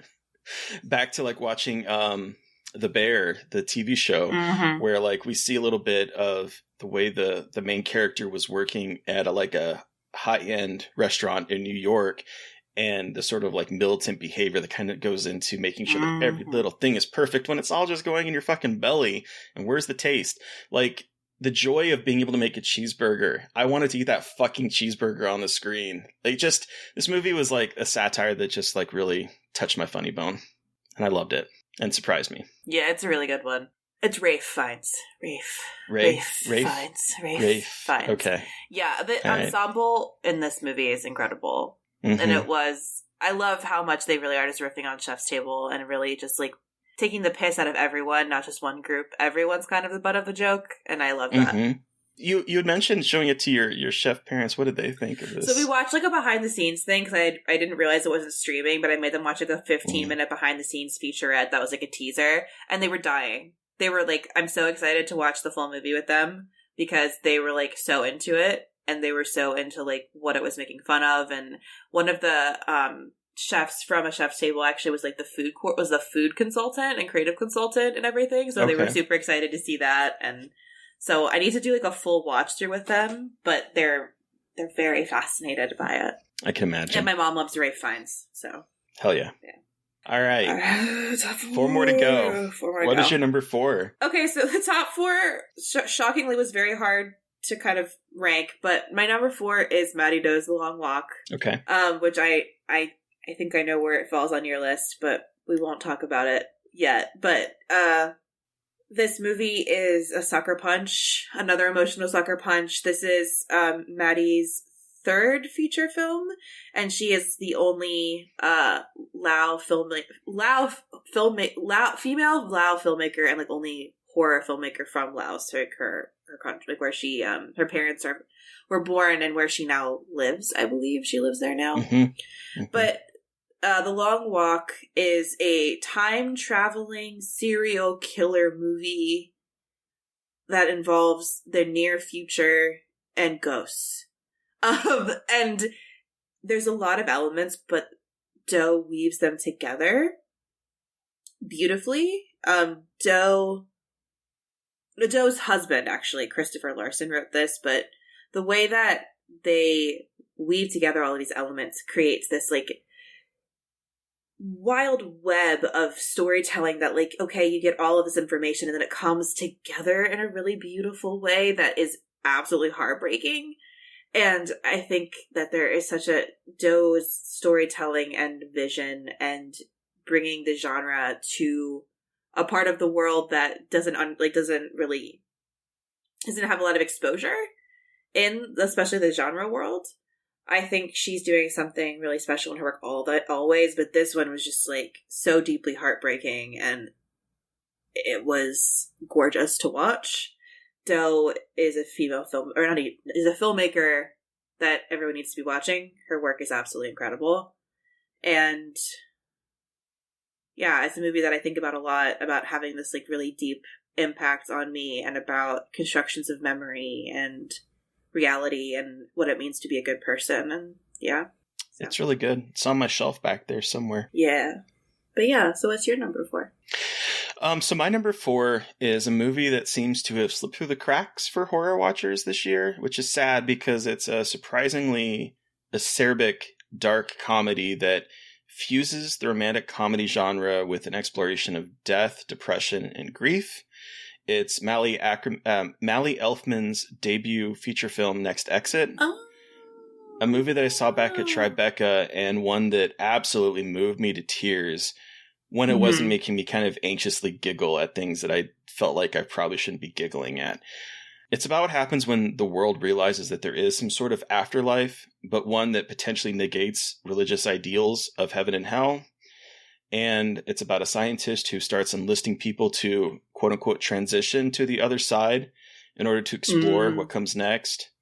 And so we follow Rahul Kohli's Teddy and Katie Parker's Rose as they have like a romantic comedy meet cute trying to rent a car to travel across the country. And there's only one car left. And so they both decide to go on a road trip to their eventual demise. And we start to learn about both of them, their failures, the regrets, why they want to take this journey, why they are thinking about leaving this world. The music is composed by Ariel Marks, who gave Shiva Baby its tension-filled kind of horror feel to it. And it really elevates this movie as well. I think it's probably tangentially related to horror, but it does rely on horror movie visual and audio indicators.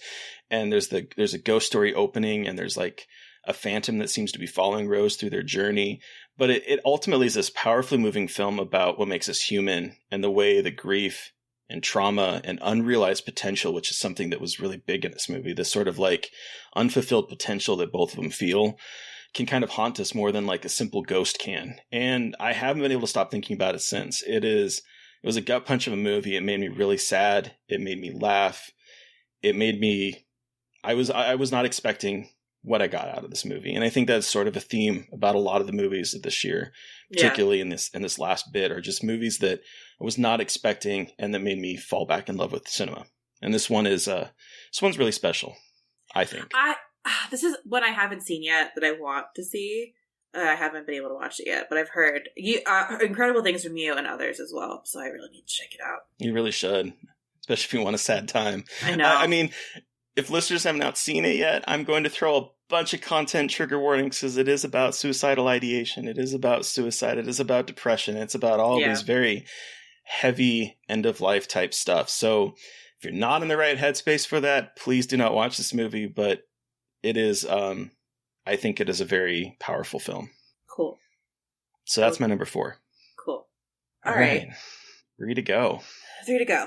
All right. So this is a movie that was my top of the year for a couple weeks, and I have moved it back a couple after careful, agonizing consideration. But my number 3 is Luca Guadagnino's Bones and All. Okay. A movie that many of you know punched me again in the gut. I cried through the end and all the way home after seeing it. I think that the story follows Taylor Russell, who plays a young girl who discovers that she is a cannibal. Her father can no longer deal with her flesh-eating tendencies, so she's left on her own devices and goes off to find her mother. And along the way meets other people like her and kind of starts forging relationships / boundaries / kind of discovering her new identity. It's basically a movie that I saw so much about is discovering parts of your identity that you aren't so proud of, but finding people that love you no matter what and see it. They don't love you in spite of it. They love you with it. Like I don't know. Like it's not just about like, it's something about found family that I just really love and gravitate towards. And I think something about the relationship between Timothée Chalamet's character and Taylor Russell's character was surprisingly tender to me. Like I think something about Timothée Chalamet is just like not super attractive to me. So like it's like hard for me to kind of see the attraction sometimes, but here the attraction is so much more intimate than just like physical. I know this sounds so shallow, but whatever. And I just think that there's a lot of electricity in this movie. I think it is just so beautiful and heart-wrenching and tragic. It made me cry forever. So yeah, that's my number 3. I'm really mad that it's not on my list. I did really, really enjoy it. I don't know. There's something about it that kept me at arm's length, and I honestly don't know what it is, and I kind of want to rewatch it again and experience it on its own terms. You are the only person I've heard that, though. Like, there are people that have kind of seen it more emotionally distant, which I think is interesting. And I can see that, though. Like, there is something about it that I think could keep you at a distance. It didn't do that for me, but I can understand that feeling, like 100%. And I'm really angry that it didn't resonate with me more, because it's like everything I love. I love Luca. Trent Reznor did the score. The cinematography is fantastic. The acting is great. I think Timothée Chalamet would have charisma and chemistry with the fucking Rock as a co-star. He oozes stuff. God, that was such a weird turn of phrase. I think, is it Taylor Russell? Is that her name? Yeah. I think she's phenomenal in it. Mark Rylance is absolutely terrifying in it. Like, there's so much of this that feels like it's right up my alley, but I don't know. There's just something about it that kept me apart in ways that his last 2 films didn't. And I don't know why that is. And that's why I never put it on my list, because I didn't know exactly what to say about it, because I'm still trying to wrangle with it. And I think I might need to just watch it again and without like the expectation being there, if that makes sense. It's weird. I feel like this is a movie that, all right, this is going to sound really weird. This is a movie that kind of asks you to more emotionally fill in the gaps. I think with Call Me By Your Name, it's much more charged with that, like, new love, like, first love desire. I think Suspiria, I haven't seen his other movie with Tilda Swinton and Dakota Johnson in it, but then Suspiria has, like, that tension, that horror, that kind of, like, immediacy. And in this one, he's a little bit more distant from his character, so I feel like you kind of have to do a little bit more work emotionally than I think he's usually, than I think we've seen in his movies. It's a little more restrained, too, I think. Restrained is the right surprisingly. word, too. It is more restrained, especially for a movie about cannibalism. So I definitely can understand that. Like, I think it's asking you to do a little bit more work and connecting with it, which maybe isn't always a good thing, but for me, I think it came effortlessly, and I think this is one of those movies that, like, you're either going to connect with it right away, or you're going to be like, ugh, I didn't, like... So I can see that, though. I definitely understand why people haven't connected with it. Someone called it one of the worst movies of the year, though, and I was like... Oh, I saw that on... And it was like Variety or Hollywood. Yeah. I was like, well, one, why are we doing worst of lists? Like, really? We're doing that in 2022? Like, I just want to do... My worst of list would be worst marketing campaigns, and talk about movies that are really good that deserve better marketing campaigns. But like the menu, the marketing behind that, the trailer for that, showing most of the movie. Shit. Terrible. But yeah. So... It's not the worst movie of the fucking year. No. Asshole. Like, not at all. Crazy. Watch more movies if you think this is the worst movie of the year. Like, Jesus. Anything. But also, like, fuck you. That's so rude. But anyway, yeah. Bones and All is my number 3 of 2022. What about you, Terry? What was your number 3 of the year? I mean, we made a Patreon minisode about it. It's Barbarian, which pleased me in ways that I want movies to please me. And I mentioned earlier... but I do think that as I've gotten older, I've been wanting movies to like surprise and delight me. Yeah. And I was thinking this year in particular, I was thinking back to our conversation with Nicholas Ash Bateman about The Sixth Sense, where I mentioned that movie kind of broke my brain and ruined how I watch movies, because I'm always looking at the narrative structure of the film. And so it's very hard for me to like be surprised anymore about a lot of movies. Yeah, I can be thrilled. I can be horrified. A good jump scare can like get me, of course, but I'm talking about like that surprise in a way that makes me believe in like the illusion of film, if that makes sense, and like the suspension of disbelief. Yeah. But like last year's Malignant, again, I'm going to compare it to Malignant. We have a film that understands structure and uses it to brilliantly disarm the viewer. We talked about bad marketing. Here's a great marketing campaign. The trailer. The way the trailer shows absolutely nothing, but makes you firmly convinced that Bill Skarsgård, the man that plays creepy characters, is up to no good. Just so good. It made me like want to know what's happening in this house, what's happening under this house. And it's a mystery box of a film. I loved everything about it, from the meet cute in the beginning to the way it slowly builds tension about what was in the house, to the ultimate question of why what's in the house is in the house. The way it evokes like Psycho with the jump in narrative perspectives, the restraint it shows in the front half. It's like, I joked on the Patreon episode that it's David Fincher in the streets and Sam Raimi in the sheets, but that is what this is. And it's one of my favorite moments of film. It made me excited about film. It made me excited about the future of horror film. I loved it. It's a great movie. Yeah, 10 out of 10. Would agree. Definitely agree. So, Barbarian. What would Sam Raimi in the sheets be? Very gooey, I guess, huh? Gross. You're welcome. Ew. Alright. Well, anyway. Lots of zoom shots.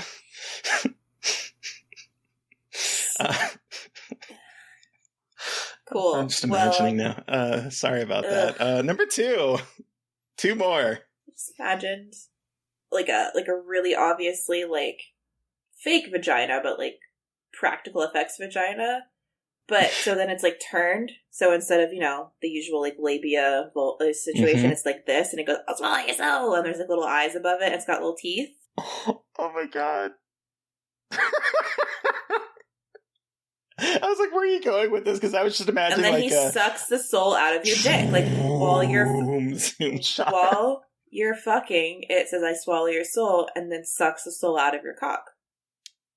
I think I'm on to Sam something Raimi, here. get with us. I think this is an awesome. This is an awesome idea for a movie. Let's do this and make this happen. We're going for more like maybe less camp, but if you need me to help on another version of the Evil Dead that involves a lot of pornography, I'm here. So let's make it happen. Yeah. Anyway, what's my number? How do you follow that? Number 2. It's this complete tonal change because it's just like there's no way to transition to this number 2. But number 2 is a movie that I saw earlier in the year, and I knew I was going to love because it is by filmmakers who I love. But this is Justin Benson and Aaron Moorhead, Something in the Dirt. It's a found footage pseudo documentary about two neighbors who discover that there's something weird going on in their LA apartment building. And this is Benson and Moorhead coming back to their roots. They did Synchronic, they did some Marvel projects, but they have not lost sight of their indie horror roots. And Something in the Dirt is just another incredible example of how they're able to make these intimate stories about outcasts and maybe people would be considered misfits and how they find love, not just romantic love, but platonic love in each other. I mean, we have an asexual character here. We have like a really sad gay character, and they're bonding and finding like platonic love in each other and comfort. And yeah, that becomes toxic, but that can happen in these kinds of relationships. And it's a really fascinating look at codependency and also the supernatural and kind of the extraterrestrial. So it goes this whole like, it has, again, like their movies always have this combination of like really emotional storytelling and like kind of intimate like drama, intimate life dramas mixed in with like extraterrestrial cosmic horror questioning like the universe and geometry and existence and dimensions and stuff. And I'm just such a fucking sucker for that. But in a year where I was feeling very cynical, I think movies like this are really important to make me like cry and feel warmth in my heart. So, I mean, I love their work constantly, but this really just, again, spoke to me and hasn't left my head since I saw it last year at Sundance, I think. So, I'm glad that this one is finally out in the world, and it's really fucking good. It's wild to me that when we talked to the two of them on the podcast last year, we were talking to them about Synchronic. They had just like literally a day or two before we recorded, it was just announced that they were picked up to do the Moon Knight for Disney. And they said, yeah, we did this really quick, like kind of COVID like movie, this really small budget, movie that maybe will come out next year or something like that. And they was just very nonchalant about it, but it's a really good movie. Again, another movie that I'm like, probably should have included it on my list because it is, they're just great. They're lovely people. They do great things. I love when they can go back to these sort of resolution style, small, very intimate, 2-person mostly, movie. It's great. Yeah. And I'm again, glad like it's on your list.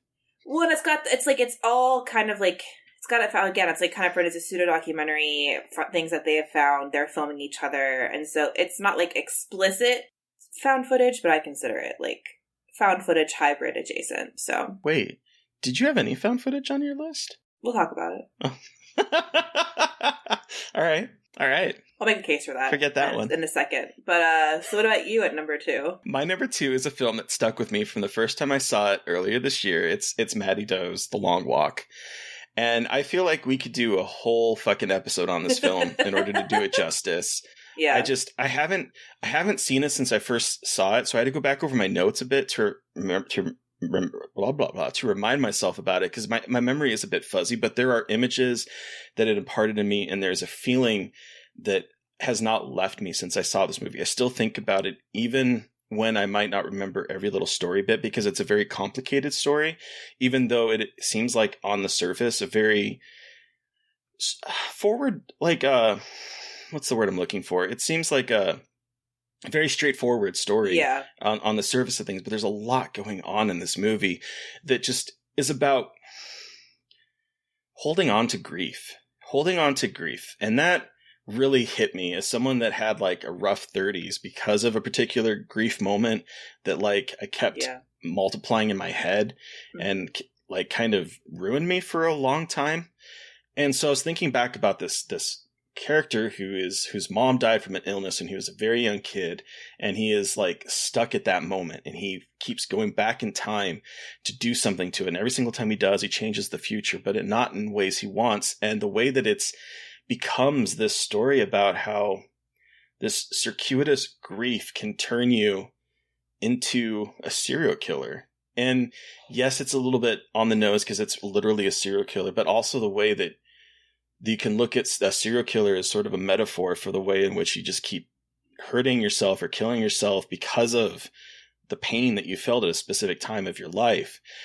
And it just, I don't know, just it really affected me in ways I was not expecting. This was my first experience with a Matty Doe film. And I just, I don't know what to say. It's absolutely haunting, gut punching, and so quietly disturbing that before you realize how fucked up and how horrible and how horrifying it is, it's too late. The movie lays this trap for you in such a expert way that I was so enamored with the storytelling. Like you said, Matty Doe is a filmmaker to watch. And I think we went back and we watched one of her previous films earlier this year. And I just think she gets better with every film. And I absolutely cannot wait to see what she's going to do next. I agree. I think she needs to be spoke of in the same realm as other like filmmakers that are getting a lot of the spotlight. She just is incredible, and she understands the horror genre so incredibly well. So that was my number 2. Fucking men. So good. Whew. All right. We're at number 1. Top of the list. The best movie of the year. And I'm insanely curious to hear what yours is, Mary Beth. So lay it on me. Which found footage movie is this? So, okay. It's not... Okay, so I'll just say what it is, and then I'll jump into talking about it. So my number 1 is Jane Schoenbrun's We're All Going to the World's Fair. Okay. Yep. All right. That makes sense. So this movie is not explicitly found footage. It is like second screen horror mixed with narrative style elements. But I think that 2022 was also the year of the hybrid found footage movie. I think we saw that with Something in the Dirt. I think we're seeing this a lot in that found footage is still, alive and well, but people, like filmmakers, are adapting those techniques and combining them in really fascinating ways. And I think Jane Schoenbrun's film is such an incredible testament to how that can be done. And it is one of the most incredible portrayals of living online that I've ever seen, and the isolation of being online and the use of being online as a sense of comfort, a place to be yourself, a place to work things out about yourself, a place to just get lost and trapped in, and the predatory behaviors that happen online. Like, it's just captured so creepily. And it's just... there's could be debate if it's a horror movie or not about what's going on, but I think especially Anna Cobb's performance as Casey, and she's like carrying almost this entire film, this like teenage girl, is incredible. And just watching this teenage girl try to find community within YouTube videos and in just kind of shouting her videos to the void. It's this like deeply nihilistic in a way that's almost hopeful, and like there's not like we are all just alone jellyfishes floating in this weird digital void, and trying to find connection. And how do you find connection, and how do you know if those connections are valid?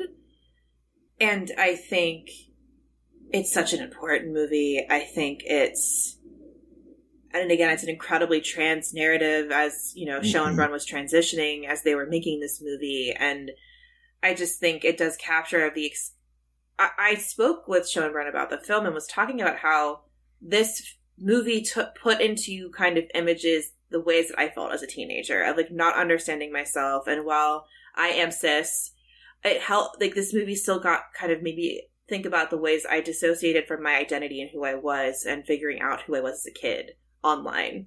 And like it is so hard to put into words what this movie made me like think about and feel, but like it's Skinamarink from next year will have a very similar, will be high up in my list because of the ways it reached back into parts of my brain that I had not thought about in a very long time, and brought them to the forefront and made me analyze and understand them as more than just like these weird oh yeah, these are just like weird primal young emotions, but actually kind of analyzing them as very important parts of my life. And yeah, I think Schoenbrun's film is such an incredibly important queer look at digital horror and cyberspace, and I'm just very obsessed with it. As you should be. I do think that I really enjoyed that movie, but I do think that because of my age difference and not coming of age online, it was not like as emotionally resonant for me as it was for people probably around your age or a little bit younger, I would say too. Because for me, it was just like I was caught up in the idea of like creepypastas and telling stories, but like I've never participated in any of that. So for me, it was like this very foreign concept for me. But it was a very good movie, and I'm really glad that it's on your list at number one, because I think it's a really well done movie, and I want more people to see it for sure. Fucking too. All right, Terry. All right. Now it's your turn. What's your number one? This was a last minute change up for me, because when I initially watched it, I didn't care for it, but it kind of stuck with me and started churning in my head to the point of obsession. And I've decided that David Gordon Green's Halloween Ends is the best movie of the year. I'm gonna fucking light you on fire. I'm being serious. The way it deconstructs the Michael Myers legacy. I'm fucking absolutely flame you. What is happening right now? To the way it explores the seeping evil in Haddonfield as a metaphor for the country. It's just absolutely brilliant and riveting stuff here, Mary Beth. I don't know what you don't see about this number one choice. I'm kidding. It's You Won't Be Alone. I had to have some. I feel like everyone knew that it was going to be You Won't Be Alone for me, because I've been fucking talking about the movie for all year, so I had to like throw a little bit of a curveball. But yeah, so like You Won't Be Alone starts with the woman being forced to give a child to an old witch, and she begs that old witch to at least give her until the child is old or before taking her. And while the witch agrees, the woman hides in like a sacred religious cave with the child so that the witch can't enter and take her. But of course, the child can't ever leave. And as the child gets older, she wants to venture out behind the confines of this cave. And the mom tells her, "Do you understand what devils prowl out there?" Followed by, "They would tear you to pieces outside of this wall." And then finally, "Do you know what I go through for you?" And so it's this like, this look about trying to protect people from the world, because the world is an evil, horrible place, but also at the same time kind of squelching them. And so, boy, this movie kind of hit me hard as someone. Yeah. I didn't think I was going to get emotional with this. I love you. As an exploration of how horrible the world can be, but also how joy-filled it can be, this movie hit. I have a lot that I wanted to say. I've written it down because I knew it was going to be hard, but I just can't. Whew. And that's why it's your number one, baby. But it also, like, I love the way it kind of explores sexual and gender Oh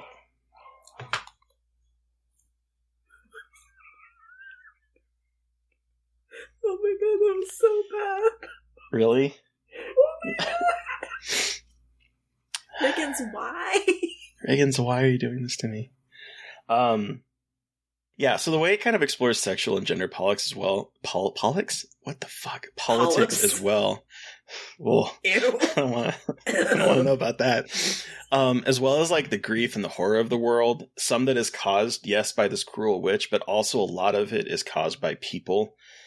And it is a movie that it's a slow burn, and it's all about that. But this character also experiences joy, and joy in like such a raw form. And so the way that you can look at this film so many different ways. It explores existence through different gender binaries. I would honestly love to read a trans or non-binary writer discuss this movie, because I think that there's a lot of interesting depictions of gender in it. It does require a lot of dedication on the part of the viewer. The main character doesn't speak, but we spend all the time in her head, and so we get this like interior monologue that is spoken in broken English because she's not experienced the rest of the world, and she doesn't know how to like fully form sentences in outside of like these very basic thoughts. And I don't know. It's a hard world. It presents this world that is full of pain, but like there's also immense joy in it. Yeah. And when we get to the kind of finale that's sort of like a gut punch of a finale, there's like, she says 2 words, and yet. And I just start crying because it's like, there's so much horror, but there's also goodness. Fucking hell. So yeah, that's my number 1. Terry cries again. I mean, that's how you fucking know it deserves that spot, though, that it's able to have that. And, like, I think that reaction also speaks to a lot of the movies that came out this year. Like, I know we talked about not all movies hitting, but when they hit, like, they hit hard this year. Oh, yeah. And I think You Won't Be Alone was one that I was so impressed with and didn't hit my list, but, like, again, another movie that I think had a lot of really great buzz out of the festivals, but then, like, kind of fizzled away when it came out. And I think, yeah, it's like a slow burn, witchy horror, but it's also so beautiful. Like, it's definitely one of the more hopeful movies of this year, too. Like, it's I think that movie is kind of almost like nihilism at its, like, most perfect form, and like, it's dark and, like, things don't seem worth it, but at the same time, there is something worth living for. So, like, fuck it. Like, you might as well just keep living. Yep. And even if, you know, things seem terrible or there doesn't seem to be any reason to live, you might as well just fucking live anyway, because there are beautiful things about it. And it is, like, a kind of perfectly nihilistic film in a way that I think is necessary. I think there is a lot of hope that we don't see. And yeah, it takes place in the past, but I think it does have a really, like, really good message about finding hope and focusing on hope, even in the face of tragedy, which I think we could all probably fucking use. Yeah, for sure. Whew. Yeah.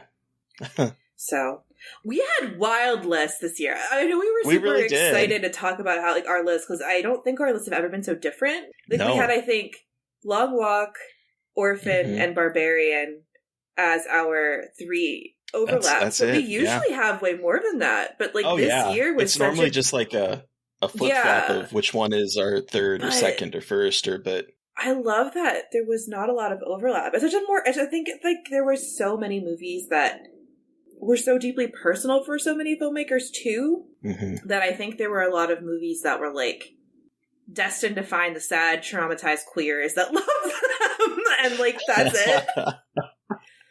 Yep. But yeah, bullseye. Yeah, it was a very eclectic year too. It was. I mean, a lot of diversity of film out there, I would say. Yeah, and, like, I wanted my list to try to reflect that. Like, I wanted to have a decent number, like, I wanted to have some, like, women and non-binary people and queer people and people of color. Like, I think at this point, when making top 10 lists, and I am by no means perfect, and I know, like, you know, we're still working within a canon that is controlled by cis white men, but I think it is important to, like, when making these lists, understand that you should expand your view and, like, perspectives. I think you do yourself a disservice as a horror lover, no matter how much of no matter hardcore, new, writer, just a lover. I think you do yourself a disservice in only focusing on, like, the big releases. And understandably, it could be it's an access thing. I know that sounds elitist of me, like, saying you're doing a disservice, but I think in an age where more things are accessible, smaller titles are accessible on digital, I think it is important to, like, kind of keep your ear to the ground as much as you can if you love horror, and, like,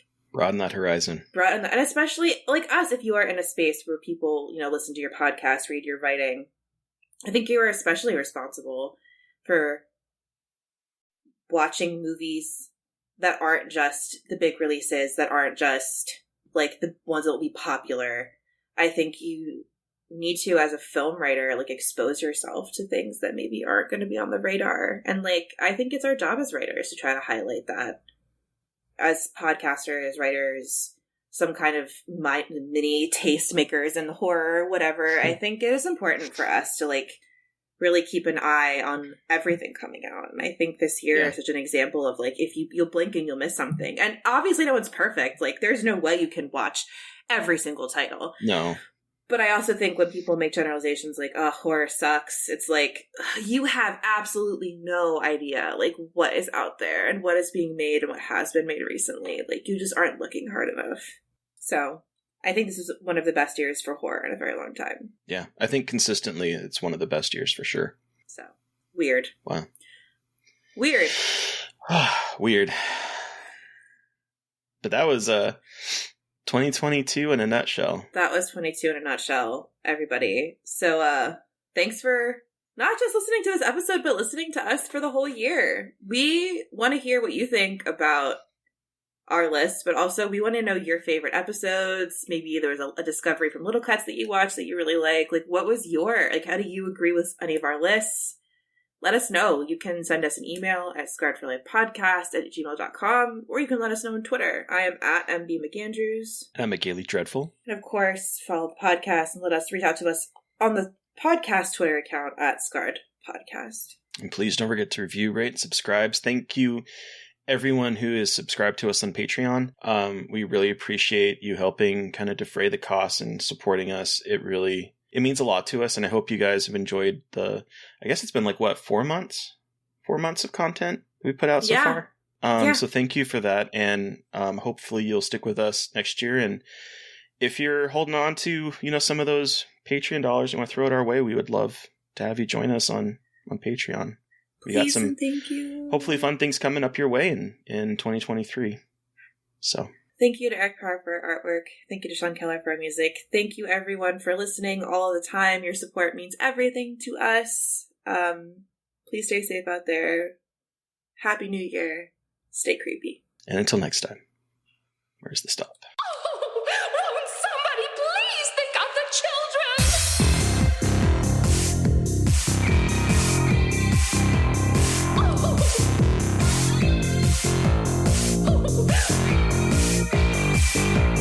Somebody please think of the children!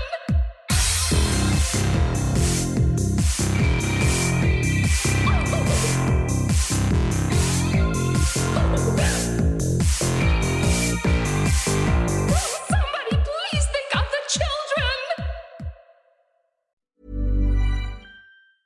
As a person with a very deep voice, I'm hired all the time for advertising campaigns. But a deep voice doesn't sell B2B, and advertising on the wrong platform doesn't sell B2B either. That's why if you're a B2B marketer, you should use LinkedIn ads. LinkedIn has the targeting capabilities to help you reach the world's largest professional audience.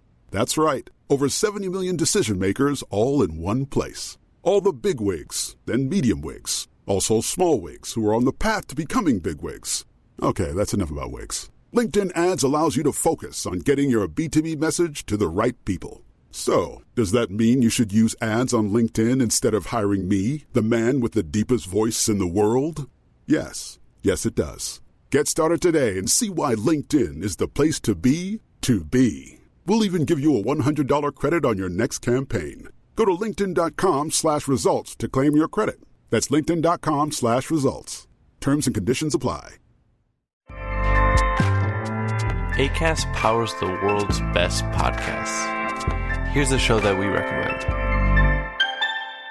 What is The Briefing Room? It's a behind-the-scenes look at how the criminal justice system works and the lives of the people within that system. If you love true crime, well, these are the real people who do the job every day of making sure justice is served. Hi, I'm Detective Dave. I'm Detective Dan. Together we have decades of experience in local law enforcement, a profession that we think is often misunderstood. So we're going to explore how to do it right, and we won't shy away from when it's done wrong. These are stories you'll hear nowhere else. Unique, frank, and unvarnished. From the team that brought you Small Town Dicks, this is The Briefing Room. Episode 1 drops on August 30th. We'll meet you in the briefing room. Acast helps creators launch, grow, and monetize their podcasts everywhere. Acast.com.